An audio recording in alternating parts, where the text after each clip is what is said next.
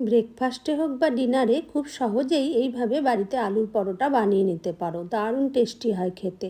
প্রথমে আটাটাকে সামান্য নুন ও তেল দিয়ে ভালোভাবে ময়াম দিয়ে নিতে হবে। তারপর অল্প অল্প জল দিয়ে আটাটাকে নরম করে মেখে কিছুক্ষণ ঢাকা দিয়ে রাখতে হবে। কড়াইতে অল্প তেল দিয়ে আদা ও কাঁচা লঙ্কাটাকে প্রথমে অল্প ভেজে নিয়ে তারপর পেঁয়াজ কুচি দিয়ে পেঁয়াজটা ভাজা হলে অল্প নুন, হাফ চামচ ধনে গুঁড়ো, হাফ চামচ চাট মশলা দিয়ে ভালোভাবে ভেজে ওর মধ্যে ম্যাশ করে রাখা আলুগুলো দিয়ে ওর মধ্যে নুন, ধনেপাতা কুচি দিয়ে আর চিলি ফ্লেক্স দিয়ে ভালোভাবে মিশিয়ে রেখে দিতে হবে। আটাটাকে আবারও একটু মেখে নিয়ে ওর থেকে লেচি কেটে লেচিটাকে বাটির মতো করে নিয়ে তার মাঝখানে পুরটা ভরে দিয়ে মুখটাকে মেরে নিতে হবে। বেলার সময় অল্প তেল মাখিয়ে আর মুখটাকে সবসময় নিচের দিকে দিয়ে বেলতে হবে।